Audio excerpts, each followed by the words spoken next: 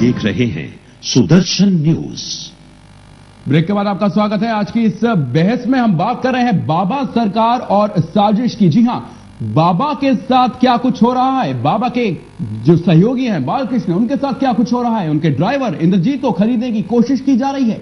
इन सब बातों के पीछे आखिरकार कौन है, कौन है, पर्दे के पीछे की कहानी क्या है, इस पर चर्चा से विस्तार से बात करने के लिए, चर्चा करने के लिए हमारे साथ जुड़ गए हैं सुब्रमण्यम स्वामी जी। स्वामी जी, आपका बहुत बहुत स्वागत है। जनता पार्टी के अध्यक्ष हैं।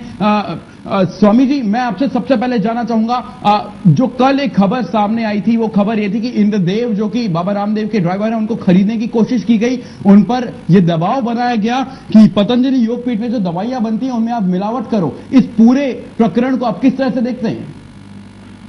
कोई आश्चर्य नहीं है।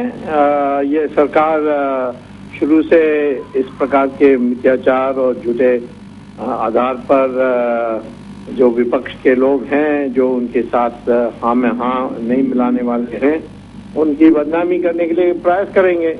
कौन विश्वास करेगा ये, जब बाबा रामदेव योगा में उन्होंने संसार में प्रतिष्ठा पाई है जी, वो ऐसा कोई ड्राइवर से बात करेगा? ये तो जो घटिया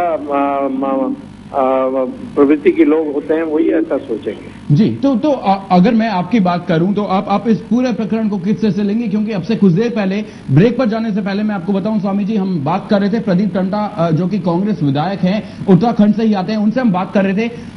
किसी बात का वो शायद जवाब देना नहीं चाह रहे थे कि कांग्रेसी यहां साफ तौर से पीछे हट रहे हैं क्या? वो नेचुरली हटेंगे, उनको पता है। कई कांग्रेस लोग तो रामदेव के योगा से शिक्षा लेते, योगा में शिक्षा लेते थे। बड़ी लंबी लाइन लगती थी उनके आश्रमों में। अब क्या वो जवाब देंगे? उनको तो पता ही कुछ नहीं है। ये तो 4-5 लोग ऊपर क्यों बैठे हैं जी, सोनिया गांधी, अहमद पटेल, चिदम्बरम, ऐसे लोग जी, ये तय करते हैं और पार्टी का तो कोई इससे लेना देना नहीं है जी। तो क्या कुछ इसके मायने, क्या कुछ मायने देखते हैं? 2 सितंबर से बाबा रामदेव आंदोलन करने वाले हैं। क्या ये सब कुछ उस आंदोलन को दबाने की तैयारी है? उनको इस तरह से डराया जा रहा है? आंदोलन करें ना करें, बाबा रामदेव खतरा है, क्योंकि उनको वो झुका नहीं सके, उनको पटा नहीं सके, उनको अपने तरफ ला नहीं सके। वो एक सन्यासी हैं, भगवा पहन के जब देश में घूमते हैं तो बड़ी श्रद्धा से लोग उनको देखते हैं। तो उनको किसी तरीके से ऐसा नहीं कि वो ही कहें कि भाई मैं क्यों इसमें पढ़ूं, परंतु बाबा रामदेव ऐसे नहीं है। वो एक ऋषि भी हैं और क्षत्रिय स्वभाव के हैं। स्वामी जी, एक बात यहां समझ नहीं आती, ये सरकार आखिरकार किस तरह का रवैया अपना रही है? अभी चीन के रक्षा मंत्री लियांग वांगुली आए थे, उनके लिए भारतीय परंपरा तोड़ दी और यहां अपनों पे मारपीट की जा रही है, उनको बहकाया जा रहा है, उनको डराया धमकाया जा रहा है।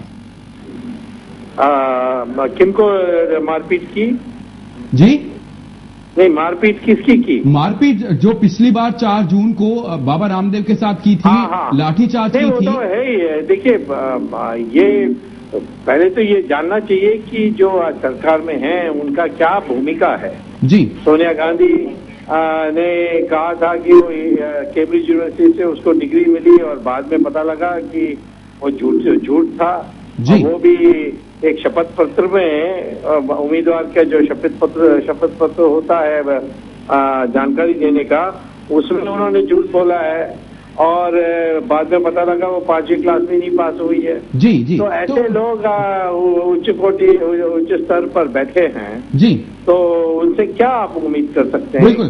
तो क्या आप मानते हैं स्वामी जी सरकार डर गई है? आप मानते हैं बाबा रामदेव से सरकार डरी हुई है? तो निश्चित डर गए हैं, क्योंकि उनका जो जनता में जो आकर्षण है जी, जो जनता उनकी सिर्फ पुकार में अपने खर्चे पर पहुंच जाते हैं जी, और उस भीड़ से डरते हैं और इनकी दृढ़ता, रामदेव की दृढ़ता से डरते हैं जी जी जी। हमारे वरिष्ठ संवाददाता बालाजी भी हमसे जुड़े हुए हैं। स्वामी जी, बालाजी भी आपसे कुछ जानना चाहेंगे।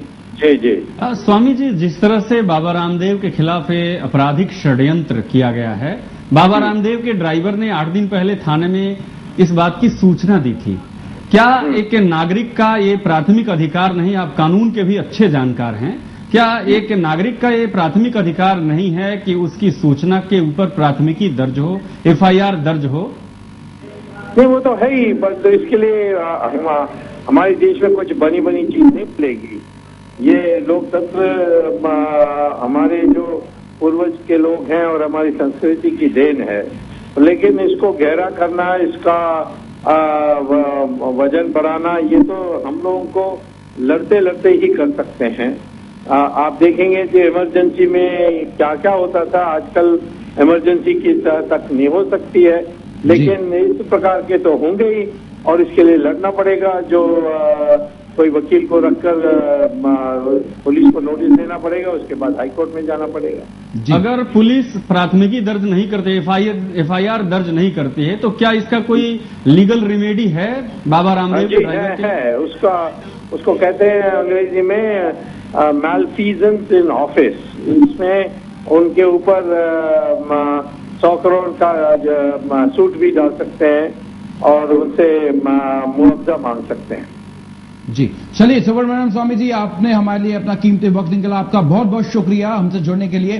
सुब्रमण्यम स्वामी, इस खबर पर अपनी विशेष राय रखते हुए आपने सुना, पर एक बड़ा सवाल यहां पे अब तक बरकरार है। दरअसल ये चर्चा ऐसी है कि इतने कम समय में नहीं हो सकती है, इसके लिए हमें विस्तार पूर्वक इस पर चर्चा हमें करनी पड़ेगी। किसी और दिन हम इस पर पूरी चर्चा ठीक से करेंगे। इस पर हम कुछ और लोगों के साथ भी जुड़ेंगे, जैसे कि बालाजी ने भी कहा कि अमित चौहान से हम लगातार संपर्क साधने की कोशिश कर रहे हैं। हम कोशिश करेंगे कि अगली बार जब आपके सामने हम हाजिर हों तो अमित चौहान क्या कुछ बयान लेके आते हैं, उस पर भी हम विस्तार से चर्चा करें, ताकि एक पहलू नहीं समझ पाए हम दूसरे पहलू की भी बात करें कि आखिरकार हुआ क्या उनके साथ। इसकी कोशिश हम लगातार कर रहे हैं। पर एक बड़ा सवाल यहां पे खड़ा होता है, जिस तरह से कांग्रेस विधायक प्रदीप टम्टा ने आज आनाकानी करते हुए मेरी बातों का जवाब, वो सवालों का जवाब नहीं दे पा रहे थे, जिस तरह से वो भागते हुए कहीं ना कहीं नजर आ रहे थे। क्या कांग्रेस को इस बात का डर नहीं है कि ये सब कुछ करके उसकी छवि खराब हो रही है? क्या उसे डर नहीं है? क्या उसे नहीं लगता कि 2014 लोकसभा चुनाव में जब उसके परिणाम घोषित होंगे तो किस तरह की कार्यवाही हो सकती है? ये तमाम बड़े सवाल हैं जिनका जवाब शायद कांग्रेस पार्टी को ही कहीं ना कहीं देना है, अपने आप को देना है, अपने पार्टी के कार्यकर्ताओं को देना है। फिलहाल आज की इस खास पेशकश में इतना ही। बालाजी, हमसे जुड़ने के लिए आपका बहुत बहुत शुक्रिया। जय हिंद।